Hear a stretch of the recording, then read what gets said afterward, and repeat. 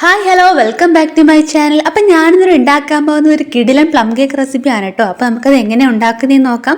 അതിന് മുന്നേ ചാനൽ ആദ്യമായി കാണുന്നവരാണെങ്കിൽ ഒന്ന് സബ്സ്ക്രൈബ് ചെയ്ത് സപ്പോർട്ട് ചെയ്യണേ. ഞാനിവിടെ കുറച്ച് ഡ്രൈ ഫ്രൂട്ട്സ് എടുത്തിട്ടുണ്ട് കേട്ടോ. ചെറി, കുറച്ച് കറുത്ത മുന്തി, ട്യൂട്ടി ഫ്രൂട്ടി, കാഷ്യൂനട്ട്, അങ്ങനെ കുറച്ച് ഡ്രൈ ഫ്രൂട്ട്സ് എടുത്തിട്ടുണ്ട്. ഇനി നമുക്ക് ഇതിലേക്ക് ഓറഞ്ച് ജ്യൂസ് ഒഴിച്ച് സോക്ക് ചെയ്ത് വെക്കണം. ഒരു 2 മണിക്കൂർ ഇത് സോക്ക് ചെയ്യാൻ വെക്കണേ. ഡ്രൈ ഫ്രൂട്ട്സിലേക്ക് ഞാൻ ഓറഞ്ച് ജ്യൂസ് ഒഴിച്ചു കൊടുത്തിട്ടുണ്ട്. അപ്പം അത് നമുക്ക് ഒന്ന് സോക്ക് ചെയ്ത് വെക്കാം. ഞാൻ ഇവിടെ 1 കപ്പ് പഞ്ചസാര കാരമലൈസ് ചെയ്യാൻ വെക്കുന്നുണ്ട്. ഈ ഒരു കളറിലേക്ക് വരുമ്പോഴേക്കും നമുക്ക് നേരത്തെ തയ്യാറാക്കി വെച്ച ഡ്രൈ ഫ്രൂട്ട്സ് എല്ലാം ഇതിലേക്ക് ചേർത്ത് കൊടുക്കാം. നന്നായിട്ടൊന്ന് ഇളക്കി കൊടുക്കാവേ. ഇതിൻ്റെ കളർ ഒരുപാടങ്ങ് ബ്രൗൺ ആവണ്ട കേട്ടോ, ചെറിയൊരു കൈപ്പരസം വരുവേ. ഇതെല്ലാം ഒന്ന് വറ്റി വരണം. കണ്ടോ, ഞാനിത് അരിച്ചെടുത്തതാണ് കേട്ടോ. ഈ ഡ്രൈ ഫ്രൂട്ട്സ് എല്ലാം ഒന്ന് അരിച്ചു മാറ്റി വെച്ചതാണ്. അതിലേക്ക് 2 ടേബിൾ സ്പൂൺ മൈദയാണ് ചേർത്ത് കൊടുത്തത്. നന്നായിട്ടൊന്ന് ഇളക്കി കൊടുക്കാം. ഒരു സൈഡിലേക്ക് മാത്രം പോയി കിടക്കാതിരിക്കാനാണ് മൈദ ഇട്ട് കൊടുത്തത്. ഇനി ഞാൻ ദാണ്ടെ ഒരു പാത്രത്തിലേക്ക് 2 കപ്പ് മൈദ എടുത്തിട്ടുണ്ട്.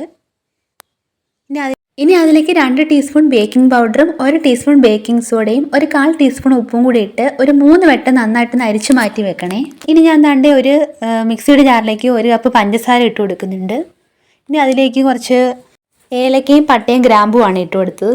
ഇത് നന്നായിട്ടൊന്ന് പൊടിച്ച് മാറ്റി വെക്കാം. ഇനി ഒരു മിക്സിയുടെ ജാറിലേക്ക് 3 മുട്ടയാണ് പൊട്ടിച്ചൊഴിച്ചു കൊടുക്കുന്നത്. നന്നായിട്ടൊന്ന് അടിച്ചെടുക്കാം. ഇതിലേക്ക് ഇനി 1.5 ടീസ്പൂൺ വാനില എസൻസ് ഒഴിച്ചു കൊടുക്കുന്നുണ്ട്. ഇനി 1/2 കപ്പ് സൺഫ്ലവർ ഓയിലാണ് ഒഴിച്ചു കൊടുക്കുന്നത്.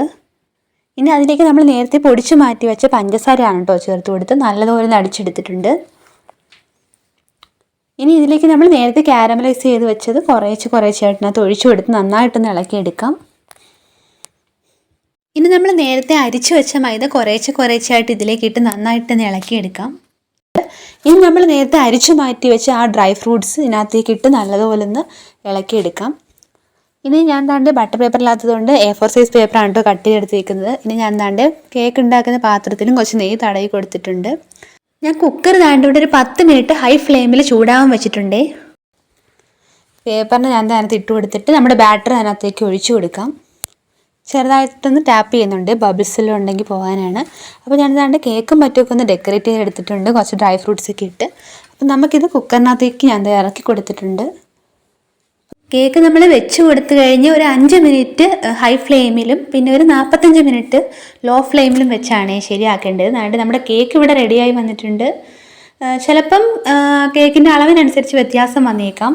ഒരു കമ്പ് വെച്ച് നമുക്ക് കുത്തി നോക്കാതെ വെന്തോ ഇല്ലയോ എന്ന് അറിയാൻ പറ്റും. ഒട്ടിപ്പിടിക്കുന്നുണ്ടെങ്കിൽ വെന്തിട്ടില്ല. അപ്പോൾ നമ്മുടെ കേക്ക് ഇവിടെ റെഡിയായി വന്നിട്ടുണ്ട്, നല്ല സോഫ്റ്റാണ്. അപ്പോൾ വീഡിയോ ഇഷ്ടമായ ലൈക്ക് ചെയ്യാനും സബ്സ്ക്രൈബ് ചെയ്യാനും മറക്കല്ലേ. ബൈ.